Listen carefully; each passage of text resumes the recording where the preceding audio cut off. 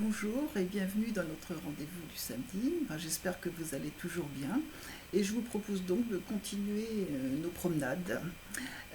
Il y a 2 semaines, on avait commencé à se promener dans les jardins de Paris et je vous avais dit alors que l'autre grand moment de création d'espaces verts dans la capitale avait été le Second Empire. Donc c'est ce que je vous propose de vous présenter un petit peu aujourd'hui.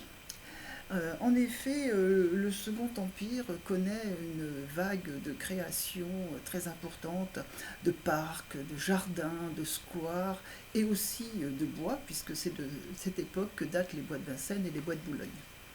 Napoléon III voulait s'inspirer de Londres, où il avait passé plusieurs années en exil et où il y avait beaucoup d'espaces verts qui étaient considérés comme très importants parce que étant des endroits permettant le brassage social. Donc c'est une idée assez moderne qui prévaut encore aujourd'hui. Et d'ailleurs, le nom francisé de square témoigne bien de cette source d'inspiration, puisque un square, c'est typiquement londonien, c'est un jardin au milieu d'une place, mais c'est un jardin clos. Et ce sont les propriétaires des maisons qui entourent ce jardin qui ont la clé pour pénétrer et profiter du square. Donc c'est un jardin quand même privé ou semi-privé. Ce n'est pas le cas à Paris où les squares sont des jardins publics. Un exemple de square que vous connaissez sûrement, c'est le square Boucicaut, qui est situé entre l'hôtel Lutetia et les magasins du Bon Marché, et qui porte le nom de Boucicaut d'ailleurs en souvenir de monsieur et madame Boucicaut, les fondateurs du grand magasin. D'ailleurs, vous remarquerez, vous ne pouvez pas faire autrement d'ailleurs que de remarquer une très grande statue blanche de Madame Boucicaut. Et dans ce square, on retrouve un peu tout ce qui fait un square parisien. Alors, à plus ou moins grande échelle selon la taille de l'espace vert, mais il y a des arbres. Alors, au square Boucicaut, il y a de très beaux arbres très variés et très anciens. Il y a des allées, il y a des massifs fleuris, il y a même parfois une mare avec des canards, et il y a toujours des espaces de jeu pour les enfants. Donc les squares étaient, dans l'idée de Napoléon, le minimum qu'il fallait avoir dans chaque quartier pour donner un espace vert aux Parisiens. Et donc cette vague de création d'espaces verts faisait partie du vaste plan de réaménagement de la capitale voulu par Napoléon III et confié au préfet de la Seine, le baron Haussmann. Et ces travaux vont modifier profondément la topographie de la capitale. Ils avaient pour but de moderniser, d'assainir, bien sûr aussi de participer un peu au prestige impérial et d'assainir les quartiers les plus vétustes, les plus insalubres, ce qui n'allait pas non plus sans arrière-pensée politique, parce que c'était dans ces quartiers que se fomentaient les révolutions, et on les appelait des foyers révolutionnaires. C'est aussi à cette époque, en 1860, que sont annexées à Paris les villes des environs, donc ce qui donne lieu d'ailleurs à la cartographie à peu près actuelle. Et donc cette augmentation de la surface va donc aussi permettre d'aménager des espaces verts. L'idée finale de l'empereur, c'était qu'il y ait des espaces verts à tous les points cardinaux de la ville. Pour montrer l'importance qu'il attachait à ce projet, est créé aussi un service des promenades et plantations en 1854. C'est l'ancêtre de l'actuelle direction des espaces verts et de l'environnement. Et ce service est confié à un polytechnicien, ingénieur de 37 ans, Alphand, qui, avec des architectes, des jardiniers et d'autres ingénieurs, va être à l'origine de la plupart des espaces verts créés à cette époque. L'influence anglaise se retrouve aussi dans la forme que vont prendre ces espaces verts.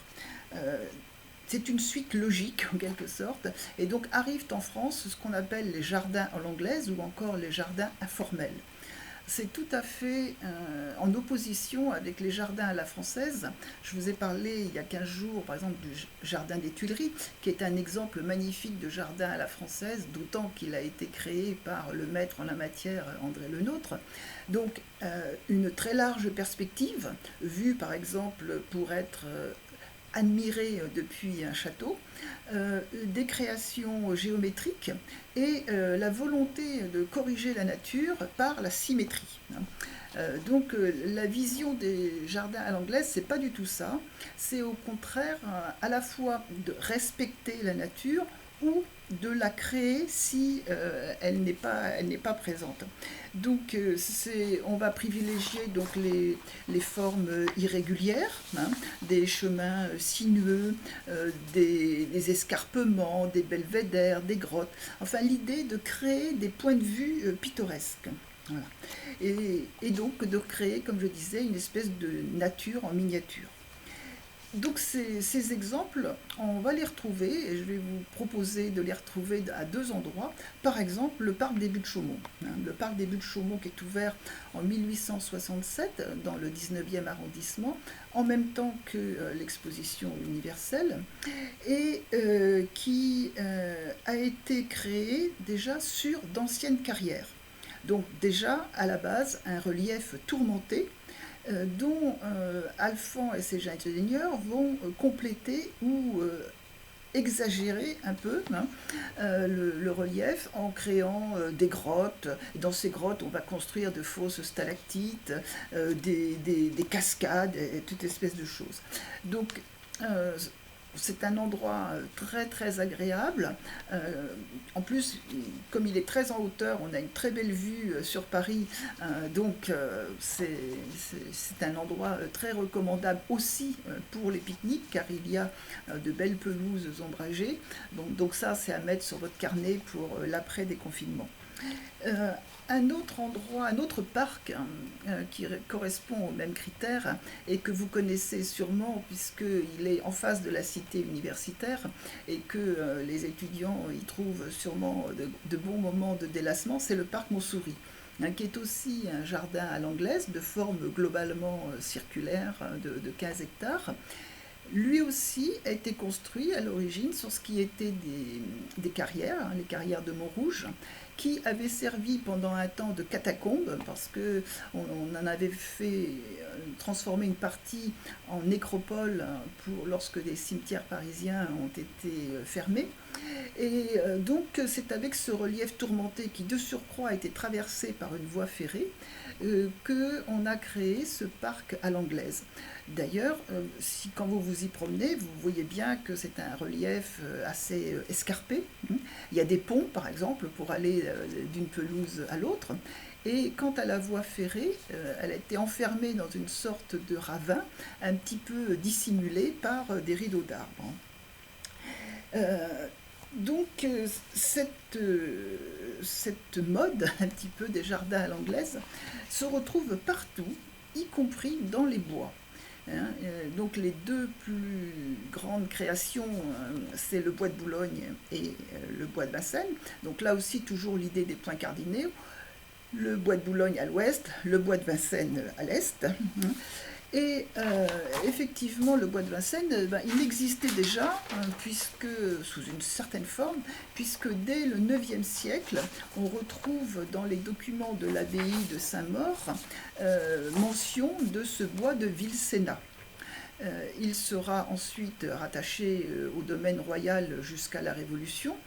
Et pendant cette période, il suit un peu l'histoire du château de Vincennes et c'était un endroit très prisé pour les chasses royales. Donc évidemment, à la Révolution, plus question de chasse royale. Le bois de Vincennes devient dans le domaine public et sert principalement en fait aux manœuvres militaires. Donc Alphand va s'intéresser à ce bois pour le transformer et en faire là aussi un espace de promenade avec des ambiances variées et des points de vue pittoresques. Vous pouvez d'ailleurs, quand vous vous promenez aujourd'hui, vous vous apercevez que vous pouvez passer de bosquets vers quelque chose qui ressemble à une immense prairie pour retrouver ensuite ailleurs des arbres ou de très belles pelouses fleuries. On a construit aussi de toutes pièces 4 lacs qui eux aussi sont disposés aux 4 points cardinaux du bois. Le lac Daumesnil, c'est le plus grand et il abrite lui-même des îles, le lac de Saint-Mandé, le lac de Gravelle et le lac des Minimes. Et ces lacs sont reliés par des rivières tout aussi artificielles, hein, mais un réseau de 8 km de rivières pour créer toujours cette ambiance un petit peu naturelle. Voilà.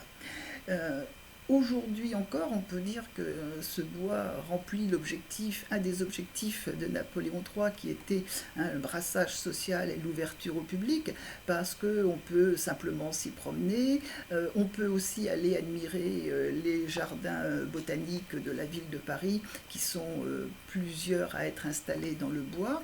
On peut aussi s'adonner à de nombreuses activités sportives qui sont désormais organisé et accessible à tout le monde. Ben voilà, donc fin de notre promenade dans les parcs parisiens, toujours avec l'idée d'élargir un petit peu notre horizon de confiner et de profiter en quelque sorte du printemps. Je vous souhaite une bonne semaine et j'aurai plaisir à vous retrouver, je l'espère, en tout aussi bonne forme la semaine prochaine. Au revoir.